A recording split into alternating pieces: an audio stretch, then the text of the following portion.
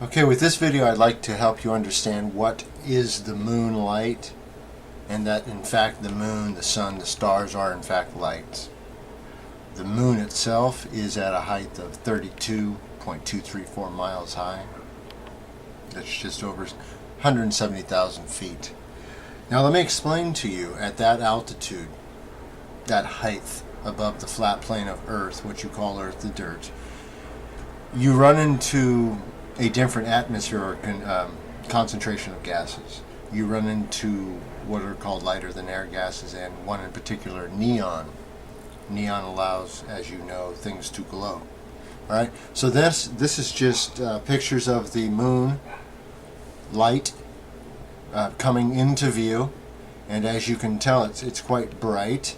And what I'm going to do is take with the next few photos and just blend them in while I tell you some things, is just take a long exposure shot, which is just allowing as much light into the camera as it can take, and then that's going to highlight the sky for you and show you that in fact the illusion, the blue illusion, can also then be created at night, depending on how long you want to leave your shutter open. Okay. So then, with that in mind, you have this idea of the moonlight, and you can see this. If you notice these images, you're going to see a splashing on the side of colors, red and blue, making a purplish. All right, it's going to be off to the side, and what that is that's going to be the source of this projection. Now, each one of these, the sun included, has a source of projection. This one in particular is I've taken a photograph of, and I'm going to show you that as soon as I explain a little bit more of the mechanics of this to you. So then you have a plane, and planes are nothing more than atmosphere changes precisely, allowing and disallowing combustion, let's say at 172,000 feet, where then the O2 is at 0. So then combustion is just out the window. So then you look at this idea, and you have to understand, why is then this thing being projected sometimes to where it looks like you can see clouds behind it? And that is because you're seeing clouds behind it that are farther down the plane. For example, if you see this rising in the state of Arizona, which is just on a map, a close distance to the state of California, where I am in particular, someone will see this rise at this level in Arizona and not see it yet in California. It will not be visible in the sky. That then proves to you that this is a lot closer to the ground than you've been told. And it's also a projected light. As you can see here, look to the right side, you see that almost trumpet piece or flute opening. That is then from the projector. All right? And then that is at a higher plane projecting that, what you see as the so-called moon. All right. Now what I want to do is just go ahead and blend in a few shots and show you this at night, and show you that you can then highlight clouds, brighten it up, allow more light in, and see more of the nighttime canopy, what I call it, the action behind the action. If you were to zoom into these photos, what's projecting that then to you is this. This is called Satellite Dave J, being that nobody else wanted to own it. Nobody else even wants to tell me that they see it. All right, and there is one person who has a video up that has helped out and has shown people that this is in fact real. All right, you can see it, and as long as you know what you're looking at, and I'm trying to show you here what you're looking at, you will then see this image, which is what you see as the moon, and you will see the projector off to, if it's going to be, if you're in the United States, let's say, it'll be to your right and below. If you're down, if you're farther below what's called the equator, and I'll get to that in a minute, you will see it on your other side, your left. Okay. So then, if you then now know that, what I'm going to do is then tell you exactly what's going on here. This is a projection into space, and space being atmosphere above your head. All right. And now, why do you see it in a different orientation if you were in, let's say, Australia or something that's said to be below the equator? Well, that is because the projection is at the level of the equator. All right. Does that make sense? Just at the higher plane, just at 32.234 miles higher. All right. And then it rotates on its course. All right. So then at that equator, you're going to see what's called, with a projection image, you're going to see a rotation change, because it's going to be, think of the figure 8. All right. And then noticing that on these, every time you look at the so-called moon, you can only look at the one side with the so-called mountains. On the left side here in particular, looking from the so-called north. That you can zoom in on. The so-called the right side, you can never get a clear picture of, because it's just a static image. There's nothing there to focus on. Then when you go through what's called the equator, you'll have just a morphing, and then the next thing you know, the moon or the image or what's called the face then winds up on the other side. But that's only because you're farther down, or farther what's called south on the plane from what would be, and I use these in quotes, the terms, just so you understand, north. All right, because as soon as you leave what is called north, every other direction would be going then south, if you're looking at a long distance type calculation. So then, looking at this, you noticed that this is now, it's in your mind, you can get a handle on it. So you guys down in Australia, you can stop acting like you haven't been told. You're looking at an image in the sky. You're not looking at a rock in space. You need to get your head around that. You need to understand that you're looking around the backside of a projection. All you're doing is seeing the backside of a picture. Imagine holding up a picture drawn on the paper to a light, and you're looking at it from the backside. That's all this is. It's not a big mystery. All right. So then these images, the lights per se, this one is being the negative pole, giving out the night light, or the think the dark light, or the negative light, the cooling light, then is a polar opposite of the sun, which is giving the positive, the warmth, the dry, that idea. All right, so then that's how you get that symbology, and then that actual reality as well. All right, so you know that this is a polar system, so that you're dealing with polar opposites.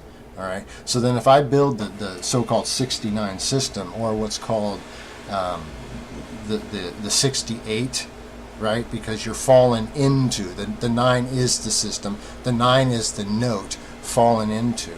All right, so then if I add, taking a look at what's called like the yellow brick road idea, or the projection from the plumb or center line, that projection is what would then be your daylight at any given point across the flat earth. And then the opposite side would then be either twilight and or sunrise and or midnight. All right, and then of course going around the center, you'll notice then that below that it would have to be that the depth of what's called the earth would also then have to be a mirror of the ceiling. So then you're looking at something in the range of somewhere more than 32 miles, and somewhere less than 37, I'm guessing, maybe right at 37, being that the star plane is above the moon and sun plane. So then you have to take that into account. So if the moon and the sun plane are at 32 miles plus, which they are, then the star plane is a plane above that. My current estimation is by a few miles higher, possibly up to making it 37. And then you have the idea of what's called gravity, and gravity is nothing more than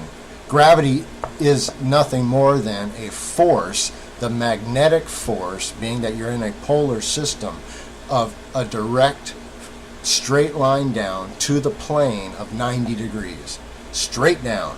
That's what holds everything straight down. That's why you have to strain if you do anything but stand straight up and down. Standing straight up and down, it's very easy to do. If you slightly bend forward, you're going to want to fall forward. Do you understand? Because that minus 90 degrees is pulling you straight down. All right. So then if you take a look at this, this is going to be the idea of the confusion with these convex and concave people. They're both a lie of the same order. Please take a look. If you make concentric circles, you then color them, simply rotate it, and you're going to find out that it creates what looks like a concave plate, one that dips, but it doesn't. It's just an optical illusion. Then you reduce that down to fit within this, and I've shown you this, that this is the double X system, the 68 system, the fallen idea, the world within the two keys, the fallen notes. All right, now you understand how to view the world that you see. All right, the reality that you see, the lights that you see in the sky. Now that you know how far they are, you can get a better understanding. What you need to do is you need to take your telescope or binoculars, get up there, get them in focus, then lay it flat, look at the flat ground, get to where you can see at a good distance, and you will see at 32 miles you are resolved and focused. That's a fact. All right? So this explains that in brief, and I hope that this made some sense. If this didn't make sense, I have several videos. Please leave a question, because this takes care of all the liars, like the Stephen Christ liar, and all of those that give you the ball idea. It's two versions of the same thing. Don't fall for either. You live on a flat plane within a system. All right? That's it. All right, so then I know that there's a lot of antichrists out there currently who are trying to tell you one thing and maybe steer you away from the whole truth. This is nothing but a fact, okay? This is the way it is.